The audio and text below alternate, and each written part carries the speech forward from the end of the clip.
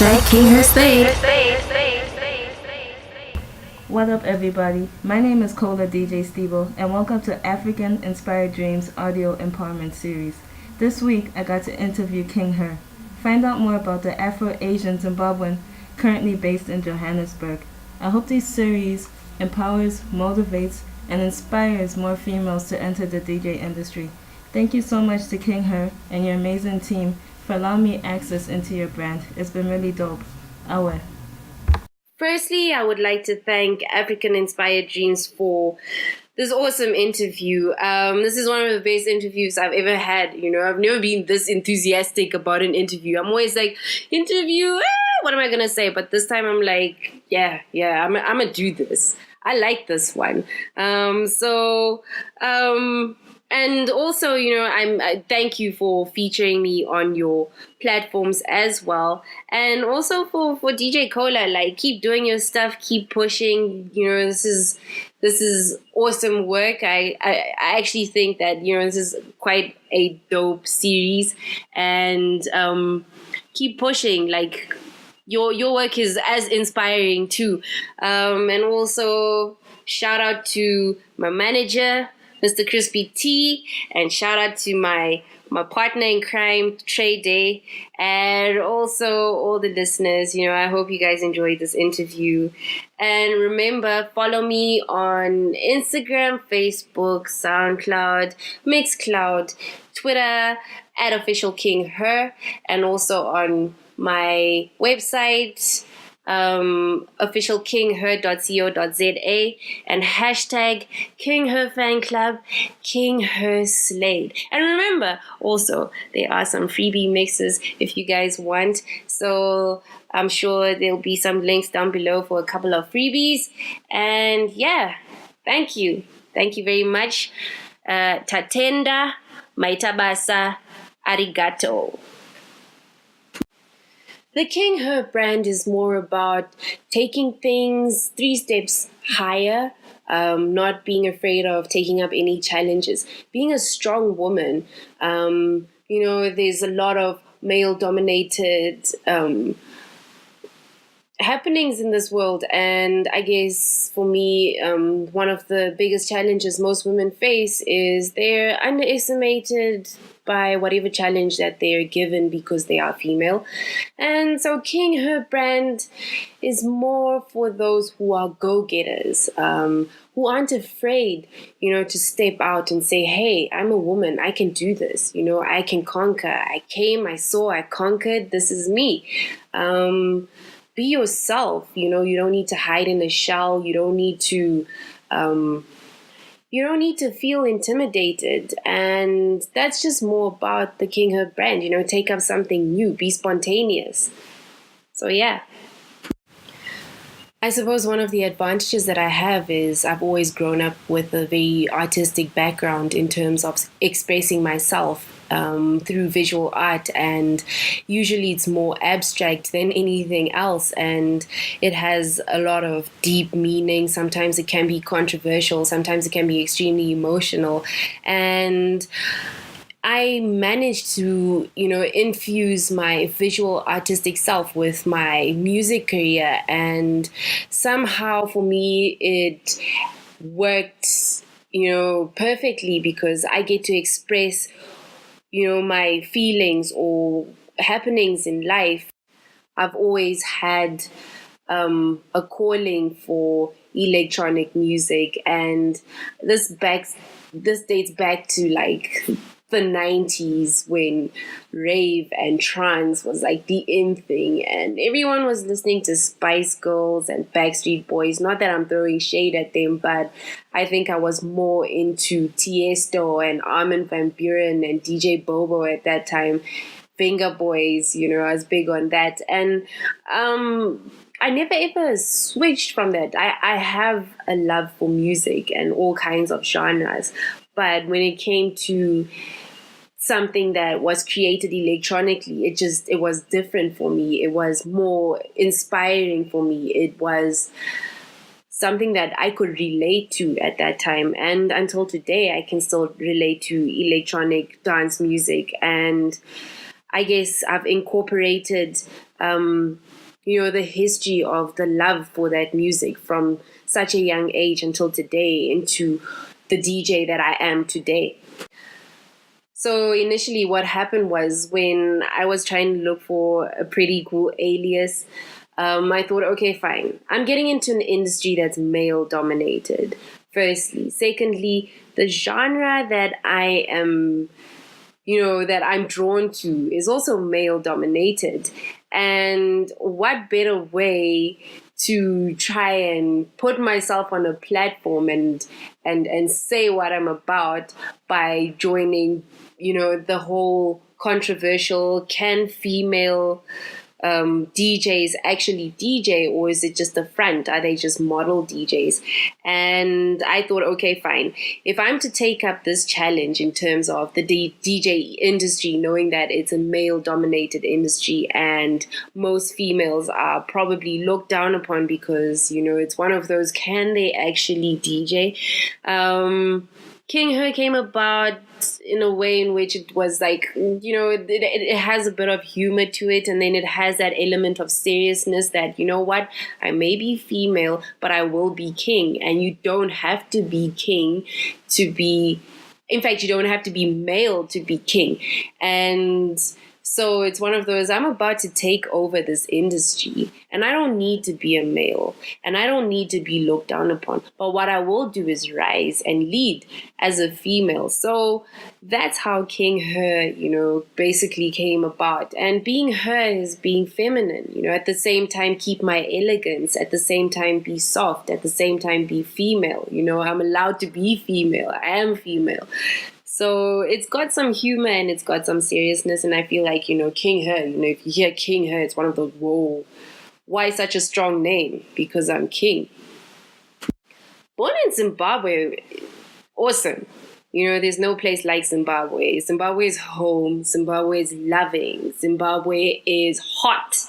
And being Asian in Zimbabwe, growing up was funny, but also not so funny in a sense where, I look very Asian, but I speak Vernac, and it's like, okay, so do you speak Japanese? Honestly, King Her doesn't speak Japanese, but I can speak Shona, Magadi Henyu, Murisei, it's stuff like that. And whenever I'm walking in the streets of Zimbabwe, especially during my teen years, I always used to get the whole, hey you, Asian chick, hey you, Xinjiang, and it used to irritate me a lot. And I would get a bit upset about it because, people didn't understand that, look, I may be Asian, but I'm African too. I consider myself Afro-Asian.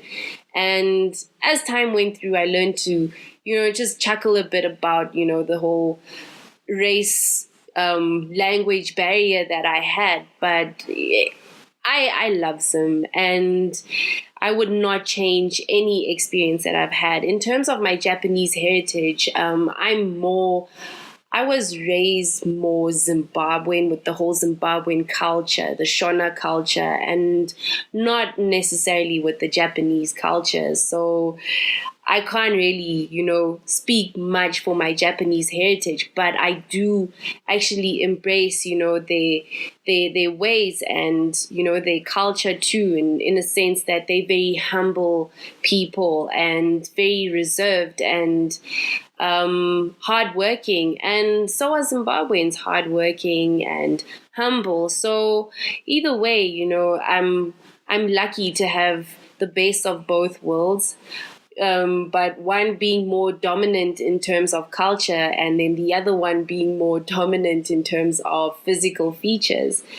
So my upbringing in Zim has always been very loving, very fun, very hot in terms of weather. Hot. I'm a tan Asian. I like to make jokes about being tan, but that's another story though. My advice to anyone that wants to represent a brand is that you need to stay true to your current brand and at the same time be able to carry another brand on your shoulders and represent them, with full respect. And in turn, they respect your brand as well. And this sounds pretty harsh, but your statistics need to be quite high in terms of your social media content. How many viewers do you get on your YouTube channel? How many followers do you have on Twitter, Facebook, Instagram? And all of this boils down to your activity, as a DJ, for example. How often are you out there? How often are you able to market a specific brand? How often are you able to market yourself at the same time? And what does your crowd, or how does your crowd react to, the brand that you're representing and also your brand at the same time? So if you want to approach any brands that you're interested in, have a very strong portfolio, have a very strong bio, have a very strong social media presence, and at the same time, have a very strong personality, a personality that is not too egotistic, but very humble. You need to be extremely humble. You need to be able to relate with anybody, and you need to be able to carry out, what that brand wants in terms of, their look and feel towards how they represent themselves. And at the same time, you need to be able to carry out your own personality and your own brand at the same time. Working with Qualito has been an awesome experience. I was amazed by the whole opportunity, and getting to represent a vodka is amazing. And currently I'm working with my manager on representing another brand. So the Qualito representation has actually phased. Our contract has actually ended with them, and no beef or anything. That's another thing. If you're going to represent a brand, is when your term is served, end things, with good hearts and not actually have any beef of some sort, so that, if going forward in future, if you want to work with these brands again, the door is always open for you. So please keep posted. King Her will be representing another big brand. I can't say yet, but as soon as it's out, I'm sure everyone will know. What makes me African inspired is that Africa has so much to give in terms of music, in terms of fashion, language, development, and the fact that Africa has so much untouched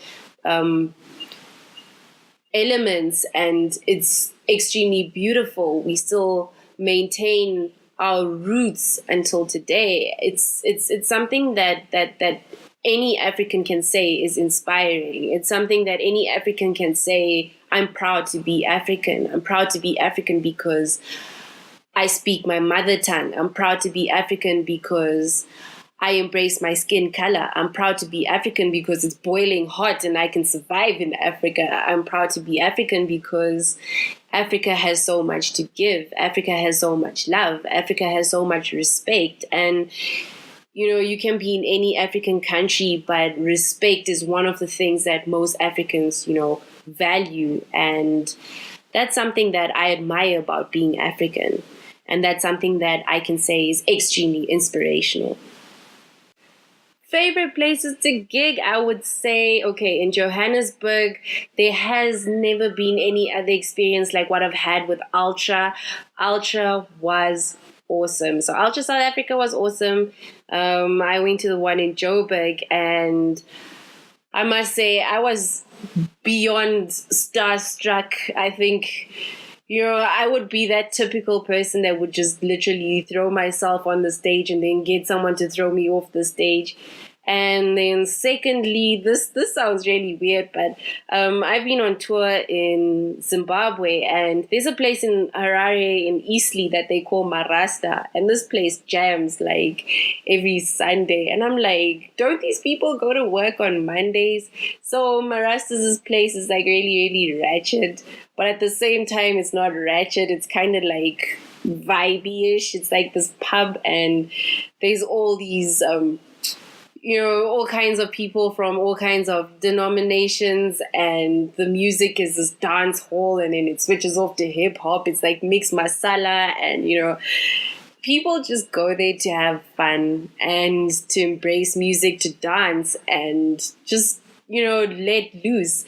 I mean, last time I was at Marasta, I had such a blast. And at that place, you don't care about, gender, or you don't care about race, you don't care about money, you just let loose. And I guess the same applies with Ultra. It's got that love that everybody embrace music, fall in love. And so this year, those two places have actually been my highlights for the year. I've been to quite a number of other places, but those two places, awesome. I would recommend anyone to try Ultra 2017. Not that I'm promoting it. No. I'm just saying the experience is awesome.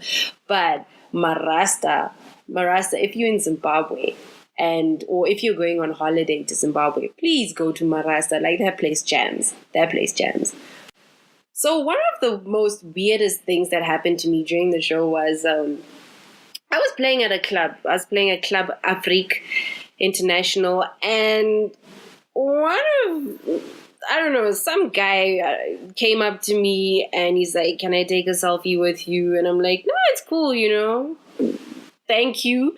And the funny thing was, then he started doing some weird stuff, some mushy, "I'm falling in love with you." And that for me was a really weird experience, because it's like, my dude, you've never seen me before. This is the first time you've seen me in your entire life, and I'm already getting a marriage proposal. That was one of the funniest things that's ever happened to me at a gig. Someone proposing, "Will you marry me?" And he was actually serious. And I'm like, "No, my guy, please." I'll be honest, I've been nervous at every event that I play, even though I've played like in a club weekend after weekend after weekend. I always have that first 5 minutes of nerves. And I guess a lot of DJs that I've actually spoken to relate, the same way, that they get butterflies and all kinds of happenings, because of nerves. And the minute you get into it, like within the first minute of playing your set, you automatically just get indulged by the music, and everything just fades away and the nerves just seem to disappear.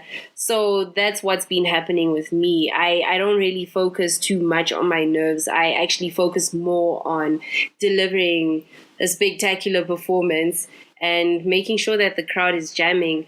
So, any advice, just go with the music, get into it and don't think too much about it. You'll nail it.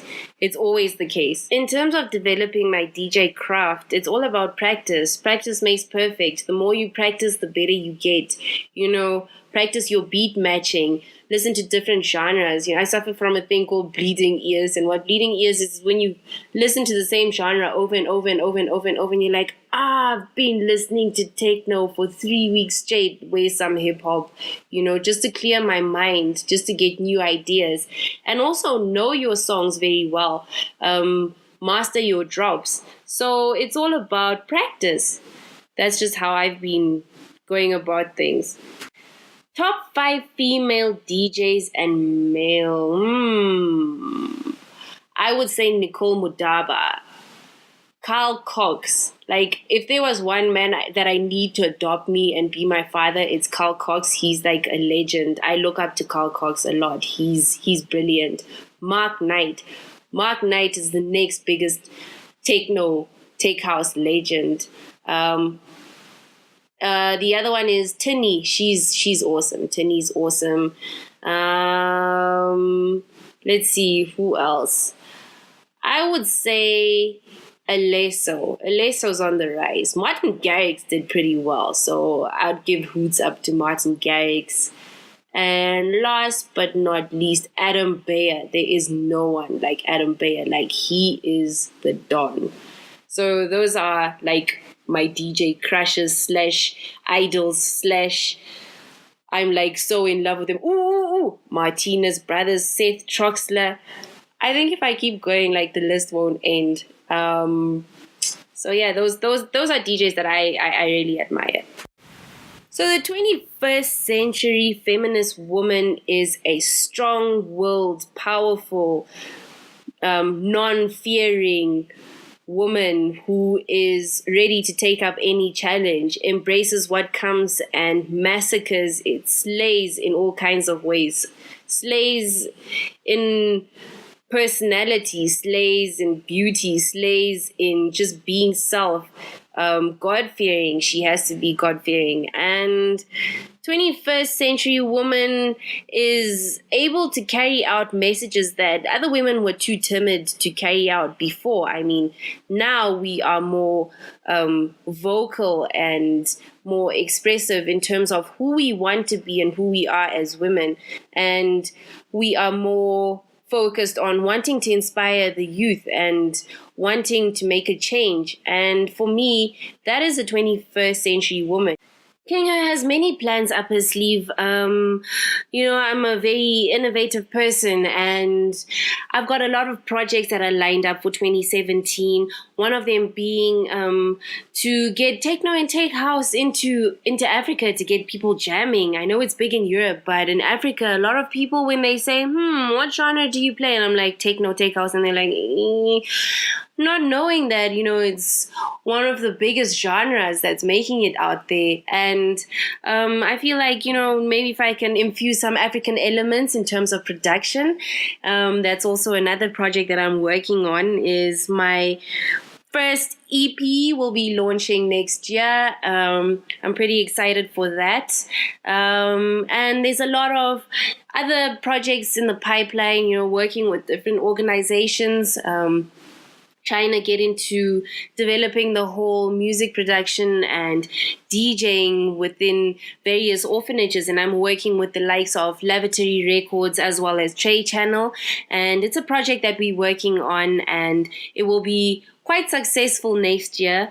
Doing a lot of collaborations as well next year. And it's not just, techno and tech house. I'm actually also going to be releasing my first hip hop track. I'm rapping on it. First time ever rapping in my entire life. I'm working with a producer, 2 awesome producers. I can't really mention who they are as yet. As soon as the project is done and dusted, all will be revealed. King Her's also going to be featuring on a lot of shoots, in terms of fashion photography, as well as an upcoming music video. I've come collaborating with a Zimbabwean artist, and we're actually in the process of recording the video this week. So I'm pretty excited for that. So yeah, there are loads more other plans, and also a couple of extra tours coming up, and those will all be scheduled in on my social media platforms. So please keep posted. Portion, King Her unfolding X-Files, orgasmic journey ahead. Hashtag King Her Stay.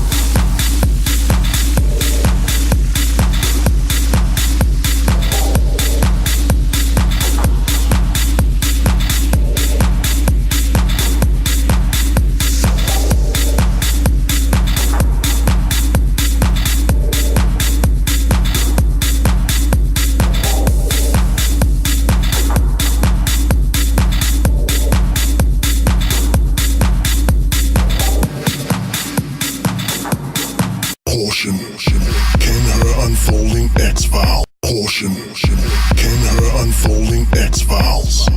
Orgasmic journey ahead. Hashtag King Her State.